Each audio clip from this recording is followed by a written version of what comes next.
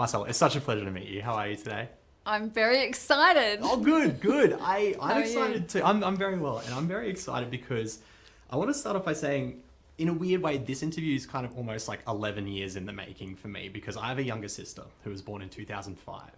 And one of the DVDs we watched on repeat for her was Justine Clarke's I Like to Sing. Oh my And God. that is an earworm that has been stuck in my head for the last 11 years. So when I found out I was interviewing you, I was like, I finally get this full circle closure Oh my to God. talk to you. Oh, that is so funny. And it's a great, I mean, I was 14 at the time and I was enjoying it just as much as she was. But my God. I'm excited to talk to you about Audition as well, because I find the process of adaptation very interesting, especially from a director's point of view. And I'm curious to know, I'm a very visual reader. When I'm reading books, I kind of see the movie version of it in my head. Yeah. I'm curious to know if you're a visual reader yourself, and sort of maybe what those first sort of images in your mind were and how that sort of evolved to what we see on the screen.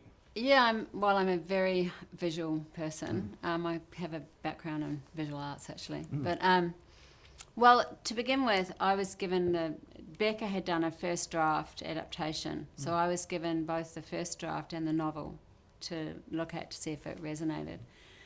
And then, Becca and I developed it. And, of course, Becca wrote it, right? Yes. So, and like any adaptation, it's always going to be different, much more reductive than the novel. Sure.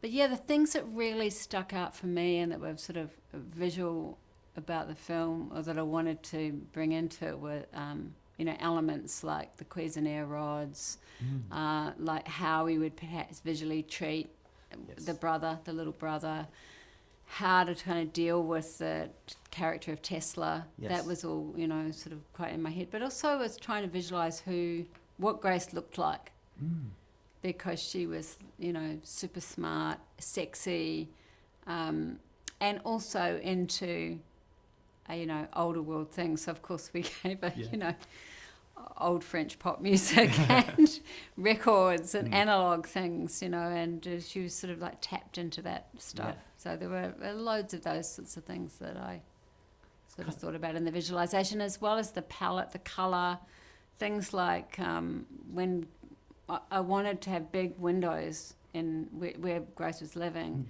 to make her feel like she was sort of trapped, because she doesn't go out and her world's very small to begin with.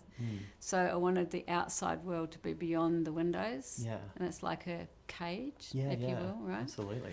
I think film's such a powerful medium to have that sort of aesthetic and explore issue, like the destigmatization of mental health in media seems to be on an upward trajectory. We seem to be exploring these things a little bit more. Hallelujah. I genuinely believe it, and I do think there's such a beautiful way your film does it in an accessible way through the lens of a romantic comedy. I'm curious to know what the conversations were around sort of having this very grounded, very heartfelt exploration of what Grace was going through, but also keeping those aspects and accessibility of rom-com that audiences love.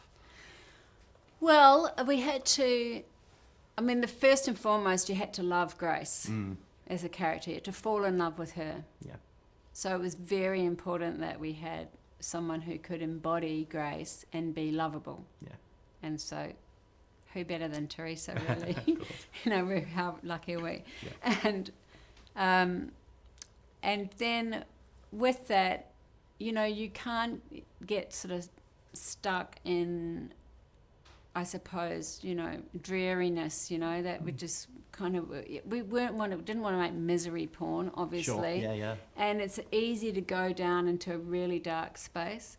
So we were very cognizant of trying to keep that balance of showing that there is a dark and a light side, but being able to traverse that with elements of fun, and also elements that are emotionally resonant, so the audience could connect emotionally to it.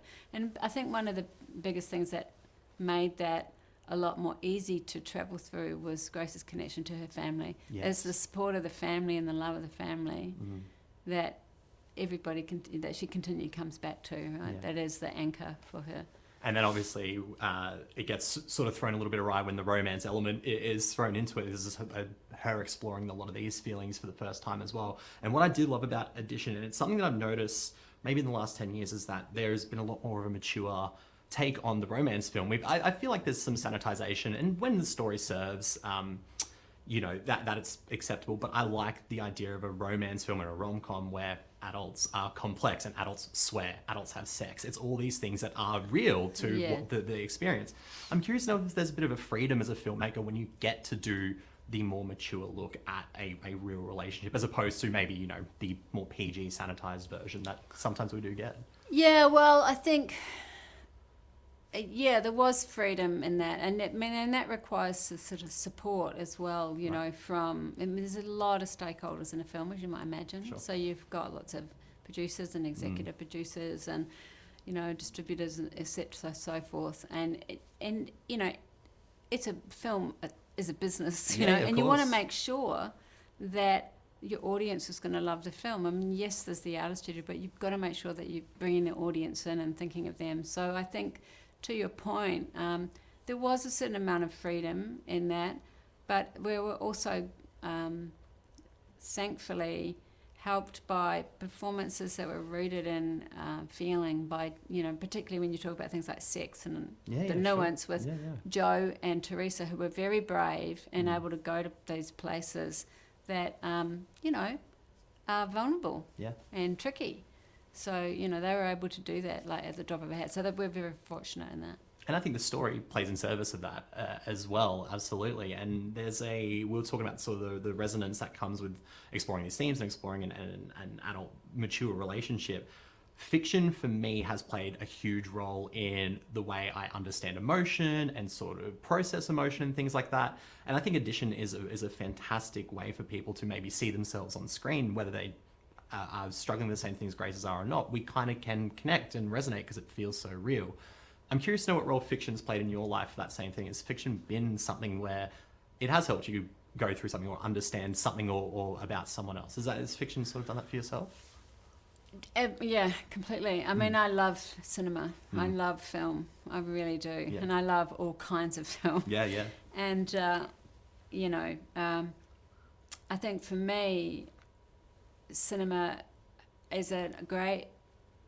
it has the ability to really open your eyes, you know, and to see the complexity of people and to really dive in. And that's what I love about it. And for me, I definitely relate more to characters who have a great degree of nuance and complexity and layers to them. And I do understand that more about myself, I think, in looking at all, you know, being able to navigate areas that were sort of, you know, hitherto tricky or whatever, right? You know, and particularly with things, I mean, I have anxiety myself. Sure. So it's not, you know, anywhere near Grace's level of anxiety, but I have dealt with it. And I think that was also part of, you know, for me, learning to acknowledge that in myself with this film particularly, you know. It's so interesting. I feel like having gone through that from a filmmaker's point of view and a filmmaker's journey, I think that sincerity comes through on the screen as well. Like I said, I don't suffer the same way Grace does, but there are aspects of my life where I did see that resonation, and I think it's a wonderful part of the film. I'll close on this, and I'd love, I don't know if you've ever thought about this, but obviously we spoke about the Nikola Tesla character and the role that she sort of plays in the film. Maybe to a more fun extent, who would be your Nikola Tesla? If you were to be able to sort of bounce off ideas and emotions and have someone sort of there in the peripheral for you, is there someone you would like to have those sort of conversations with? Like a live-in buddy, basically? A live-in buddy? Like as in a deceased live-in buddy? Anyone you want. I would like to have...